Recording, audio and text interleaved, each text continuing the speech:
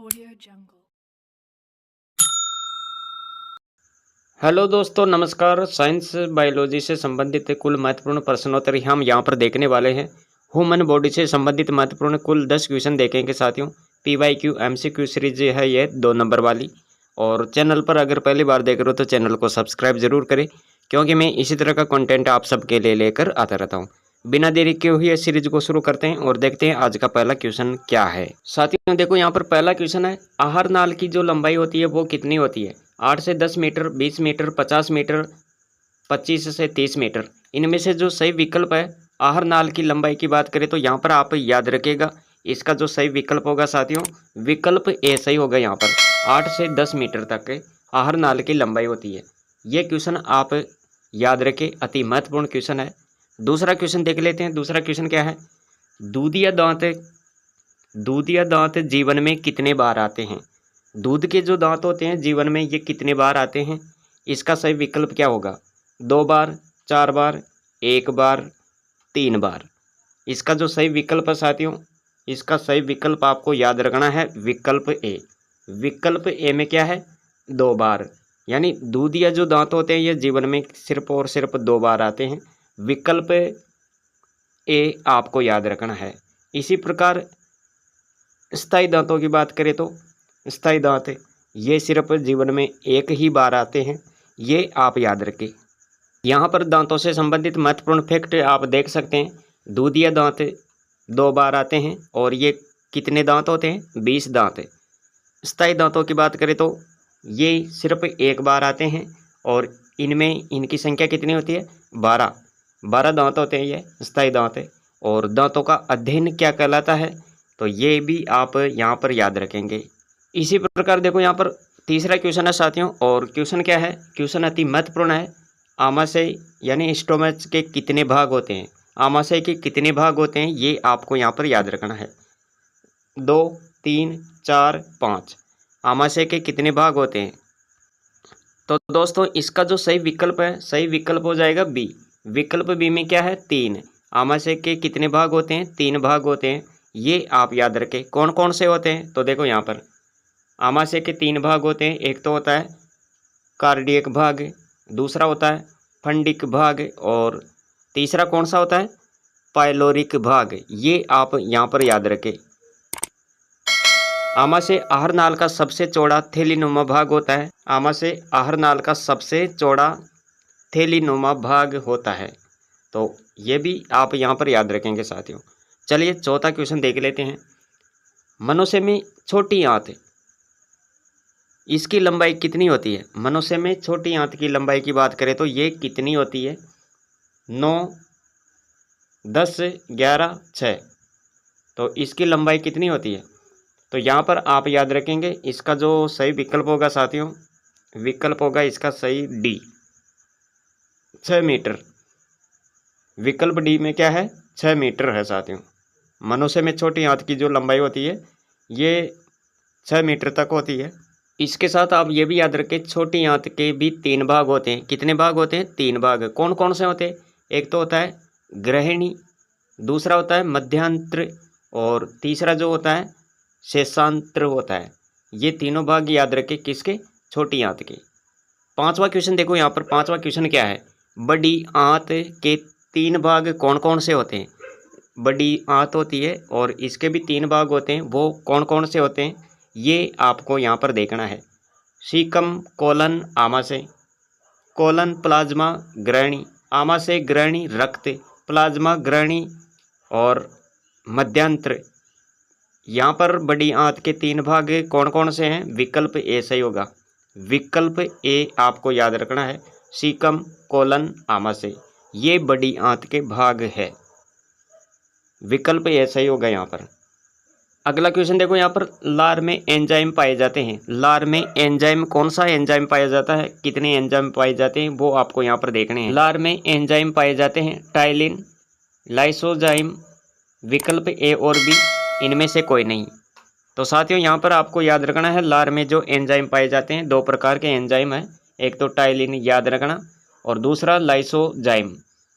यानी विकल्प ए और बी दोनों सही है। विकल्प सी आपका यहाँ पर करेक्ट होगा साथियों। महत्वपूर्ण फैक्ट आपको यहाँ पर याद रखने हैं। महत्वपूर्ण फैक्ट देखो, लार युक्त भोजन क्या कहलाता है? बोलस। लार युक्त भोजन क्या कहलाता है? बोलस कहलाता है साथियों। सबसे पहले पाचन कार्बोहाइड्रेट यानी स्टार्च का होता है और लार में 2 एंजाइम होते हैं, टाइलिन और लाइसोजाइम। ये फैक्ट याद रखें यहाँ पर। 7वां क्वेश्चन देखो, यकृत ग्रंथि का अध्ययन क्या कहलाता है? यकृत ग्रंथि का जो अध्ययन कहलाता है वो क्या कहलाता है?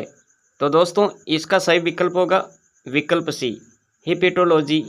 यानी यकृत ग्रंथि का अध्ययन क्या कहलाता है? हिपेटोलॉजी कहलाता है। ये आप यहाँ पर याद रखें। और इससे महत्वपूर्ण संबंधित फैक्ट और देखो यहाँ पर, यकृत ग्रंथि ये शरीर का सबसे व्यस्ततम भाग होता है। शरीर का ये सबसे व्यस्ततम बंदरगाह कहलाता है। यह शरीर की सबसे बड़ी ग्रंथि है और इसका वजन कितना होता है? 1.5 किलोग्राम। तो यह भी महत्वपूर्ण जानकारी है जो आप यहाँ पर देखेंगे, याद रखेंगे। अगला क्वेश्चन देखो, 8वां क्वेश्चन है, मानव हृदय में कितने कक्ष या कोष होते हैं? मानव हृदय में कितने कक्ष होते हैं? 4, 5, 3, 7। इसका सही विकल्प क्या होगा? तो साथियों याद रखें, इसका सही विकल्प हो जाएगा यहाँ पर ए। विकल्प ए सही होगा। यहाँ पर 4 भाग होते हैं यानी 4 कक्ष या कोष होते हैं इसमें, मानव हृदय में। ये आप याद रखेंगे यहाँ पर। इसके बारे में और जानकारी यहाँ पर देख लेते हैं। मानव हृदय के कोष या कक्ष, ऊपर 2 कक्ष होते हैं यानी ऊपर के 2 कक्ष या कोष क्या कहलाते हैं? आलिंद कहलाते हैं। नीचे के 2 कोष या कक्ष होते हैं जो क्या कहलाते हैं? नीलय कहलाते हैं। ये आप यहाँ पर याद रखेंगे साथियों। और हृदय का वजन की बात करें तो पुरुषों में जो हृदय का वजन होता है वो कितना होता है? 300 ग्राम। 300 ग्राम आपको याद रखना है। और महिलाओं में वजन होता है 250 ग्राम। तो ये महत्वपूर्ण फैक्ट है जो आप हृदय से संबंधित यहाँ पर देख रहे हैं। इसी प्रकार यहाँ पर देखो, 9वां क्वेश्चन है, धमनी का कार्य होता है। धमनी का क्या कार्य है? रक्त को हृदय से अंगों में पहुँचाना, रक्त को शुद्ध करना, रक्त का थक्का बनाने में, इनमें से कोई नहीं। धमनी का जो काम होता है वो क्या होता है? विकल्प यहाँ पर आप याद रखेंगे साथियों। इसका जो सही विकल्प है विकल्प ए। विकल्प ए में क्या है? यानी धमनी का क्या काम होता है? रक्त को हृदय से अंगों में पहुंचाना, ये इसका मुख्य कार्य होता है। इनसे संबंधित महत्वपूर्ण फैक्ट हम यहाँ पर देख लेते हैं। धमनी में शुद्ध रक्त बहता है। कौन सा रक्त बहता है? शुद्ध रक्त। ये भी आप यहाँ पर याद रखेंगे। यानी शुद्ध रक्त की बात करें तो ऑक्सीजन। इनकी भित्ति मोटी होती है, धमनी की भित्ति मोटी होती है और इनमें रक्तदाब उच्च होता है। रक्तदाब उच्च होता है और रक्त को हृदय से अंगों तक पहुंचाने का काम करती है धमनी। रक्त का थक्का बनाने में सहायक है। रक्त का थक्का बनाने में क्या सहायक है? तो यहाँ पर आप याद रखेंगे प्लेटलेट्स और फाइब्रिन नामक प्रोटीन। रक्त शुद्ध करने का काम कौन करता है? Kidney, liver. आज की सीरीज का हम लास्ट क्वेश्चन देख लेते हैं। 10वां क्वेश्चन देखो यहाँ पर, शिरा में रक्त कहाँ पहुँचता है? 10वां क्वेश्चन है ये। अंगों से हृदय तक, हृदय से अंगों तक, शिरा से धमनी तक, इनमें से कोई नहीं। शिरा में रक्त कहाँ पहुँचता है? तो यहाँ पर जो इसका सही विकल्प है साथियों, आप याद रखना यहाँ पर विकल्प ए। विकल्प ए में क्या है? यानी शिरा में रक्त कहाँ पहुँचता है? अंगों से हृदय तक। विकल्प ए सही होगा यहाँ पर, विकल्प ए। अब शिरा के बारे में भी देख लेते हैं यहाँ पर। इनमें अशुद्ध रक्त बहता है। कौन सा रक्त बहता है इनमें?